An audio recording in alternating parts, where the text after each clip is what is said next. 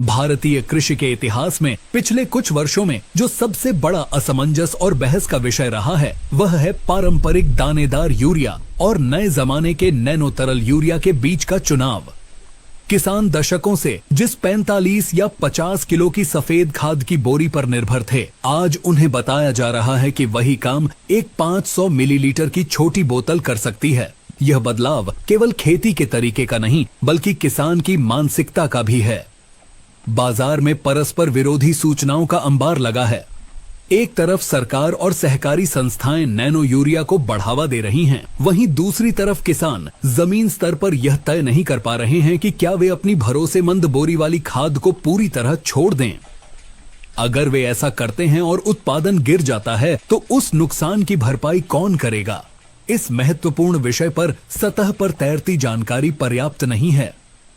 हमें फसल के पोषण विज्ञान की गहराई में उतरना होगा और एक निष्पक्ष वैज्ञानिक विश्लेषण करना होगा कि इन दोनों उर्वरकों की कार्यप्रणाली में क्या अंतर है, उनकी सीमाएं क्या हैं और एक किसान के लिए सबसे लाभदायक और टिकाऊ रास्ता क्या है। यह विश्लेषण किसी उत्पाद का प्रचार नहीं बल्कि खेत की मिट्टी और फसल की सेहत को केंद्र में रखकर किया गया एक तकनीकी मूल्यांकन है। सबसे पहले हमें अपने पुराने और सबसे प्रचलित साथी पारंपरिक दानेदार यूरिया के विज्ञान को गहराई से समझना होगा। दशकों से यूरिया भारतीय खेतों में नाइट्रोजन का प्राथमिक स्रोत रहा है।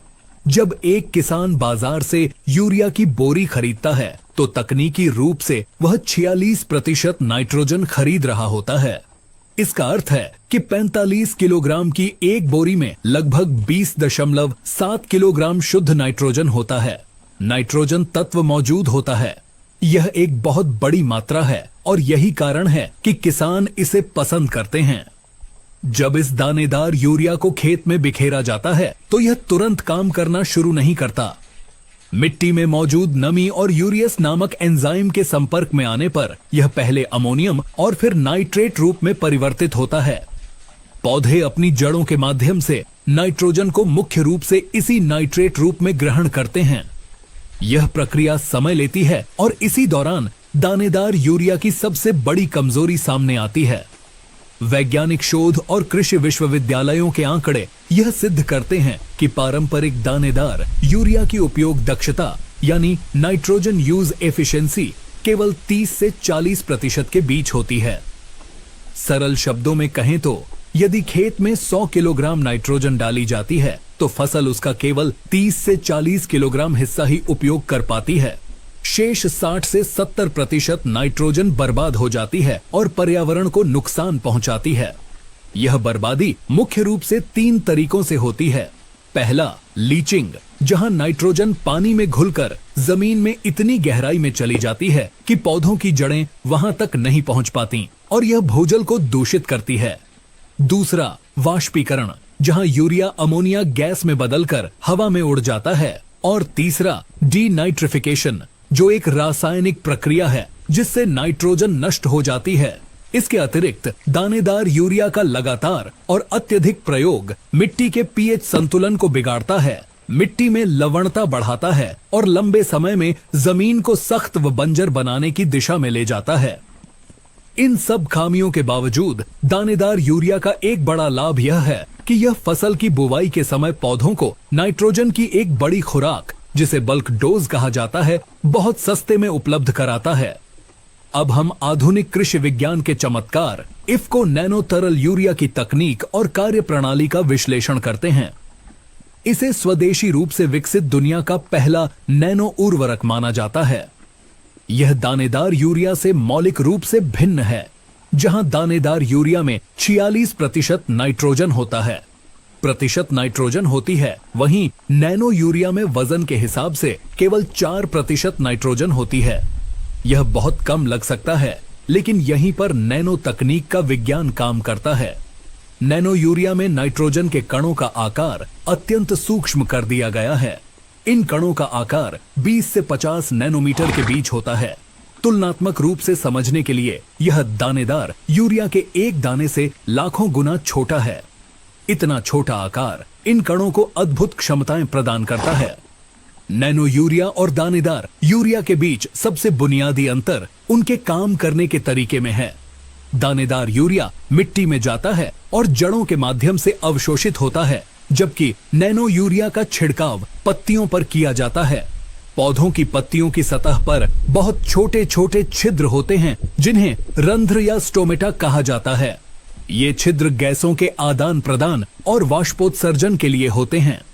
जब नैनो यूरिया का घोल पत्तियों पर छिड़का जाता है तो इसके नैनो आकार के कण इन रंध्रों और अन्य सूक्ष्म रास्तों से सीधे पौधे की प्रणाली में प्रवेश कर जाते हैं।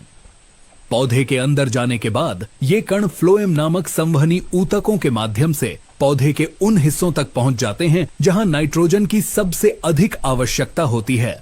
सबसे महत्वपूर्ण बात यह है कि ये नैनो कण पौधे की कोशिकाओं के रिक्तिकाओं में जमा हो जाते हैं और एक धीमी गति से निकलने वाले भंडार के रूप में कार्य करते हैं। यानी जैसे जैसे पौधे को अपनी वृद्धि के लिए नाइट्रोजन की आवश्यकता होती है, ये कण धीरे धीरे नाइट्रोजन छोड़ते रहते हैं। कार्य प्रणाली में इस अंतर के कारण नैनो यूरिया की दक्षता दानेदार यूरिया की तुलना में बहुत अधिक है। वैज्ञानिक परीक्षणों में नैनो यूरिया की उपयोग दक्षता 85 से 90% तक पाई गई है।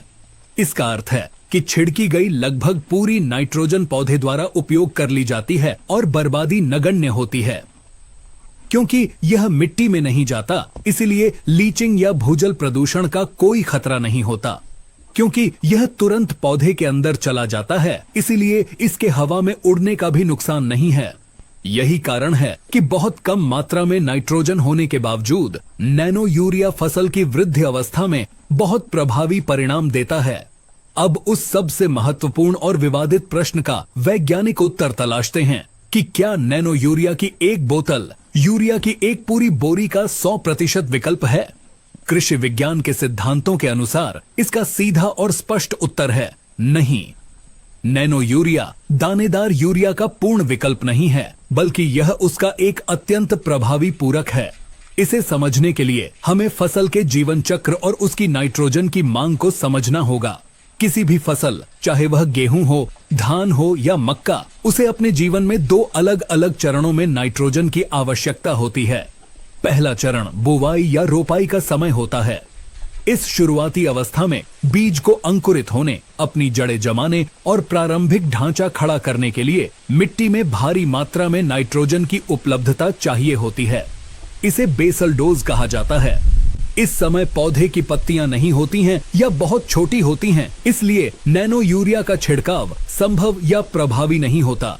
इसके अलावा 500 मिलीलीटर नैनो यूरिया की बोतल में कुल मिलाकर केवल 20 से 25 ग्राम नाइट्रोजन होती है, जबकि एक बोरी में 20 किलोग्राम से अधिक। फसल की शुरुआती भारी मांग को पूरा करने के लिए नैनो यूरिया की यह मात्रा अपर्याप्त है। इसीलिए वैज्ञानिक अनुशंसा यही है कि बुवाई के समय दी जाने वाली दानेदार यूरिया की पहली मात्रा को कम या बंद नहीं करना चाहिए, वह मिट्टी में ही दी जानी चाहिए। नैनो यूरिया की असली भूमिका फसल के दूसरे चरण में शुरू होती है, जिसे वानस्पतिक वृद्धि या टॉप ड्रेसिंग का चरण कहा जाता है। जब फसल लगभग 30 से 40 दिन की हो जाती है, उसकी जड़ें स्थापित हो चुकी होती हैं और पर्याप्त पत्तियां आ जाती हैं, तब उसे अपनी तीव्र वृद्धि के लिए नाइट्रोजन की आवश्यकता होती है। पारंपरिक खेती में किसान इस समय यूरिया की दूसरी या तीसरी बोरी खेत में फेंकते हैं, जिसमें से अधिकांश बर्बाद हो जाती है। यही वह सटीक समय है जब नैनो यूरिया दानेदार यूरिया की जगह ले सकता है। यदि किसान बुवाई के समय दानेदार यूरिया का प्रयोग करें और बाद की टॉप ड्रेसिंग के लिए दानेदार यूरिया की जगह नैनो यूरिया का छिड़काव करें, तो यह सबसे आदर्श और वैज्ञानिक तरीका है। इसे एकीकृत पोषक तत्व प्रबंधन या हाइब्रिड मॉडल कहा जाता है। परीक्षणों से सिद्ध हुआ है कि इस मॉडल को अपनाकर किसान अपने कुल दानेदार यूरिया की खपत को 50% तक कम कर सकते हैं, लेकिन इसे 100% तक समाप्त करना वर्तमान तकनीक के साथ फसल के हित में नहीं है। नैनो यूरिया से अपेक्षित परिणाम प्राप्त करने के लिए इसकी प्रयोग विधि, मात्रा और समय का सही ज्ञान होना अनिवार्य है, अन्यथा परिणाम निराशाजनक हो सकते हैं। यह कोई जादू की छड़ी नहीं है, बल्कि एक उच्च तकनीक वाला उत्पाद है जिसे सटीकता की आवश्यकता होती है। इसकी अनुशंसित मात्रा 2 से 4 मिलीलीटर प्रति लीटर पानी है। फसल की अवस्था और प्रकार के आधार पर मात्रा तय की जाती है। यदि एक मानक 15 लीटर के स्प्रे पंप का उपयोग किया जा रहा है तो उसमें 30 मिलीलीटर से 60 मिलीलीटर तक नैनो यूरिया मिलाया जाना चाहिए। आमतौर पर 1 एकड़ भूमि में फसल की अच्छी बढ़वार होने पर 500 मिलीलीटर की एक पूरी बोतल का उपयोग एक बार के छिड़काव में हो जाता है। छिड़काव का समय भी उतना ही महत्वपूर्ण है। पहला छिड़काव फसल की वानस्पतिक वृद्धि के चरम पर यानी कल्ले फूटते समय या रोपाई के लगभग 30 से 35 दिन बाद किया जाना चाहिए, जब खेत में पर्याप्त हरियाली हो ताकि दवा पत्तियों पर गिरे, जमीन पर नहीं। दूसरा छिड़काव यदि आवश्यक हो तो पहले छिड़काव के लगभग 20 से 25 दिन बाद या फसल में फूल आने की अवस्था से ठीक 1 सप्ताह पहले किया जाना चाहिए। फूल आने के बाद या दाना भरते समय नाइट्रोजन का छिड़काव आमतौर पर नहीं किया जाता, क्योंकि उस समय पौधे को पोटाश की अधिक आवश्यकता होती है। प्रयोग के दौरान कुछ तकनीकी सावधानियां बरतना अत्यंत आवश्यक है। सबसे पहले नैनो यूरिया एक निलंबन यानी सस्पेंशन है, इसलिए उपयोग करने से पहले बोतल को बहुत अच्छी तरह से हिलाना चाहिए ताकि नीचे बैठे नैनो कण पूरे तरल में एक समान रूप से मिल जाएं। दूसरा, घोल बनाने के लिए हमेशा साफ और मीठे पानी का उपयोग करें। खारे या बहुत अधिक कठोर पानी में नैनो कणों की स्थिरता प्रभावित हो सकती है और परिणाम कमजोर हो सकते हैं। तीसरा, चौथा, छिड़काव का समय सुबह ओस सूखने के बाद या शाम के समय रखना चाहिए। तेज धूप या तेज हवा में छिड़काव करने से वाष्पीकरण के कारण नुकसान हो सकता है। और अंतिम बात, नैनो यूरिया को अधिकांश कीटनाशकों या फफूंदनाशकों के साथ मिलाया जा सकता है, लेकिन मिलाने से पहले एक छोटे बर्तन में थोड़ा सा घोल बनाकर जार टेस्ट अवश्य कर लेना चाहिए कि कोई फटाव या रासायनिक प्रतिक्रिया तो नहीं हो रही है। अंत में यदि हम इस पूरे विश्लेषण का आर्थिक और पर्यावरणीय निष्कर्ष निकालें तो स्थिति स्पष्ट होती है। यदि केवल लागत की बात करें तो एक बोरी यूरिया की सरकारी सब्सिडी वाली कीमत और एक बोतल नैनो यूरिया की कीमत लगभग बराबर है। खेत तक लाने का भाड़ा और छिड़काव की मजदूरी जोड़ने पर भी दोनों का खर्च लगभग समान ही आता है। तो फिर किसान बदलाव क्यों करे? लाभ तत्काल पैसे की बचत में नहीं, बल्कि फसल की गुणवत्ता, पैदावार में वृद्धि और सबसे बढ़कर मिट्टी के स्वास्थ्य में है। दानेदार यूरिया के अंधाधुंध प्रयोग से मिट्टी बंजर हो रही है और पानी जहरीला हो रहा है। नैनो यूरिया का प्रयोग इस पर्यावरणीय आपदा को कम करने का एक सशक्त माध्यम है। जब हम टॉप ड्रेसिंग में नैनो यूरिया का उपयोग करते हैं तो पौधे में प्रकाश संश्लेषण की क्रिया बढ़ती है, पत्तियां अधिक गहरी, हरी और चौड़ी होती हैं और तना मजबूत बनता है, जिससे फसल गिरने की समस्या कम होती है। इसके विपरीत दानेदार यूरिया से पौधे बहुत तेजी से बढ़ते हैं, लेकिन उनका तना कमजोर रह जाता है। इसीलिए एक जागरूक और प्रगतिशील किसान के लिए सही रास्ता यही है कि वह तकनीक को नकारे नहीं, बल्कि उसका सही तालमेल बिठाए। बुवाई में दानेदार यूरिया का प्रयोग जारी रखें, लेकिन फसल बड़ी होने पर बोरी का मोह त्याग कर नैनो तकनीक को अपनाएं। यह न केवल वर्तमान फसल की पैदावार बढ़ाएगा, बल्कि आने वाली पीढ़ियों के लिए जमीन की उर्वरता को भी बचाए रखेगा। यह बदलाव रातों रात नहीं होगा, लेकिन सही जानकारी और वैज्ञानिक दृष्टिकोण के साथ यह बदलाव भारतीय कृषि के भविष्य के लिए अनिवार्य है। किसान भाइयों, खेती में सही जानकारी ही सबसे बड़ा मुनाफा है। इस वीडियो में नैनो यूरिया और दानेदार यूरिया के जिस वैज्ञानिक गणित को हमने समझाया है, उसके पीछे हमारी टीम की गहरी रिसर्च और मेहनत है, ताकि आप भ्रम से बचें और अपने खेत के लिए